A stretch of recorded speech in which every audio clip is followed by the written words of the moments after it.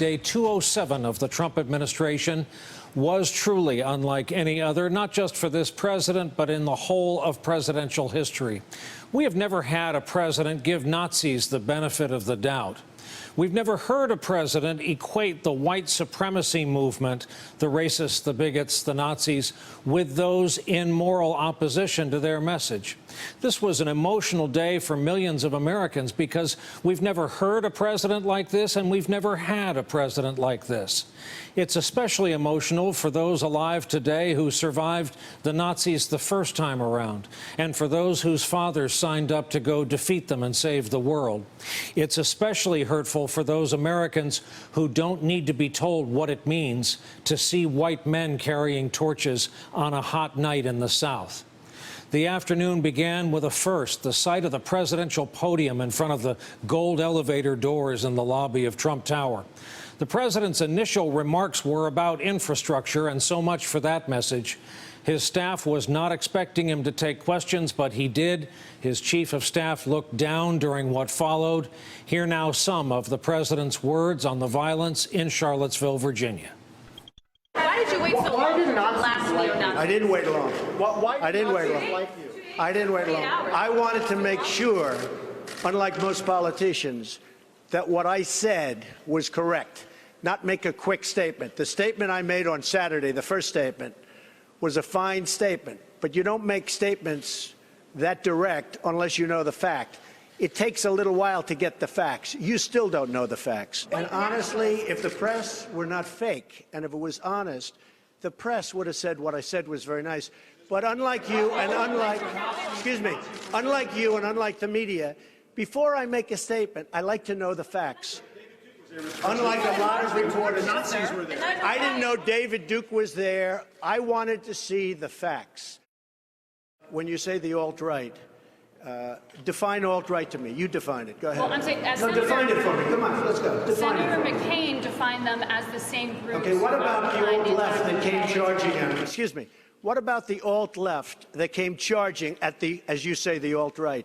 Do they have any semblance of guilt?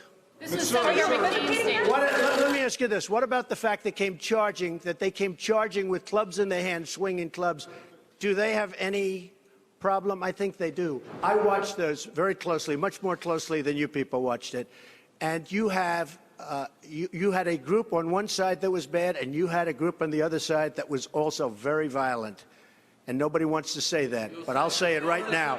You had a group on the other side that came charging in without a permit, and they were very, very violent. Do you think that what you call the alt-left is the same as neo-Nazis? Those people, all of those people, excuse me, I've condemned neo-Nazis. I've condemned many different groups, but not all of those people were neo-Nazis, believe me. Not all of those people were white supremacists by any stretch. Mr. President, are you putting what you're calling the alt-left and white supremacists on the same moral plane? I'm not putting anybody on a moral plane. What I'm saying is this. You had a group on one side and you had a group on the other, and they came at each other with clubs, and it was vicious, and it was horrible, and it was a horrible thing to watch. But there is another side. There was a group on this side, you can call them the left, or you've just called them the left, that came violently attacking the other group. So you can say what you want, but that's the way it is.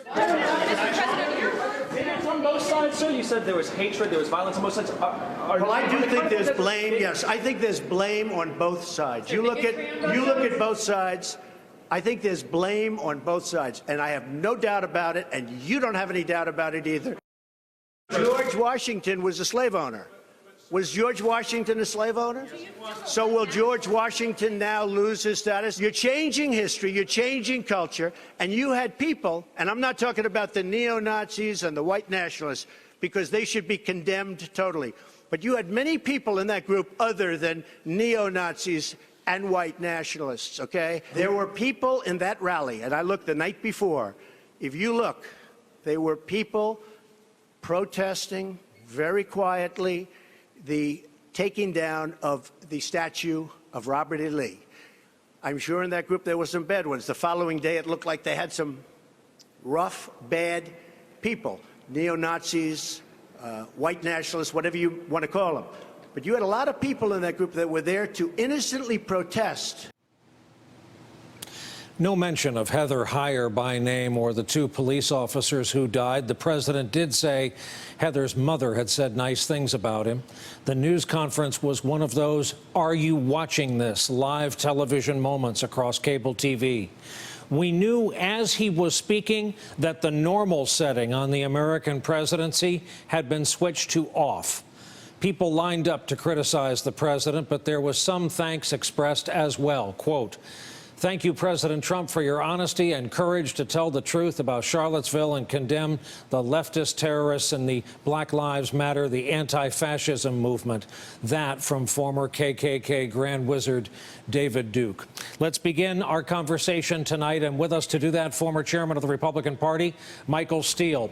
Due to the president's travel to New York, Washington Post White House reporter Ashley Parker is able to join us here in the studio for the first time ever this evening. Also, Washington Post national political reporter and moderator of Washington Week on PBS, Robert Costa. All three are MSNBC political analysts. Ashley, this falls into a pattern in that while the words today may be judged more egregious than most, than all, the president says something that creates a hubbub. Maybe the next day, signs of a staff intervention, he says something to clean it up. Then, on rare occasion, you get what we got today, and no one can argue that wasn't Donald Trump we heard from today. That's exactly right. I mean, I was struck by something his vice president in Argentina said, which he said, this is a president who says what he means and means what he says. And that's exactly what he did today.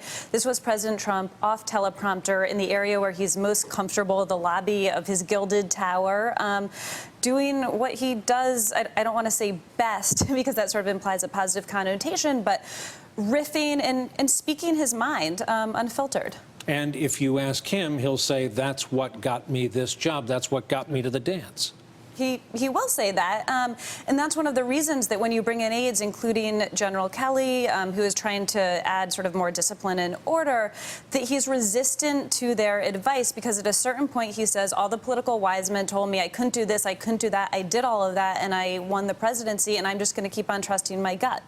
Michael, you wouldn't know it by our broadcast tonight, but there are other newspapers aside from the Washington Post. Yes. I want to read you the work of Haberman and Thrush in the Times tonight. Quote, "No word in the Trump lexicon is as tread-worn as unprecedented, but members of the president's staff, stunned and disheartened, said they never expected to hear such a voluble articulation of opinions that the president," this is interesting, "had long expressed in private. He fumed to aides about how unfairly he was being treated. He expressed sympathy with nonviolent protesters who he said were defending their heritage, according to a West Wing official. He felt he had already given too much ground to his opponents," the official said. Michael, there's that word heritage again. That comes up every once and again. Yeah, it does, and it has a lot of connotations to it in the context of this discussion we're having about race. And the bodies of interests that are out there, whether it's the Ku Klux Klan, whomever. And you heard some of those slogans coming back from the 1950s and 60s, blood and soil and all of that crazy. But here's my take on what we witnessed today. This was the President of the United States basically doing a WTF moment and just taking it all the way live. He'd been boxed in, he'd been pushed at. And it was very clear through your reporting and others that the president was not happy with having to go back and do a retread over what he said on Saturday. He thought he was clear, he thought he was explicit, and he thought he said all he needed to say on Saturday. And yet the staff and others in Washington, the leadership on the Hill, coming out and saying that is not just enough, it is woefully insufficient.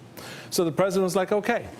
And instead of turning around after his little 3 seconds on infrastructure and going back up the elevator, oh no, he's going to turn and take that question and off to the races. And this was his way of saying, no, I'm going to tell you what I really think because there's very little you can do about that.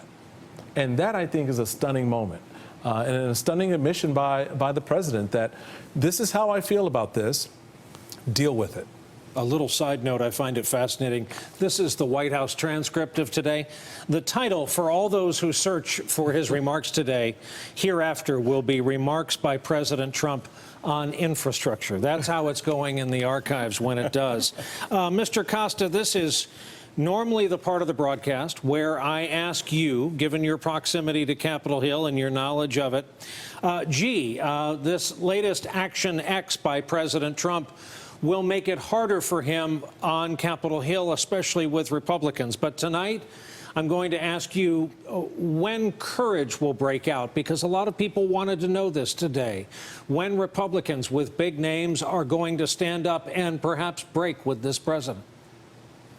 It is the question, Brian, and I think the title of the president's remarks about infrastructure are revealing, because the infrastructure bill he spoke about does not even exist. The infrastructure project is stalled on Capitol Hill. They feel like they're not getting clear guidance from the White House. This is a presidency that is consumed not only by the crisis over the Charlottesville episode and the tragedy there, but about its relationship to the Republican Party.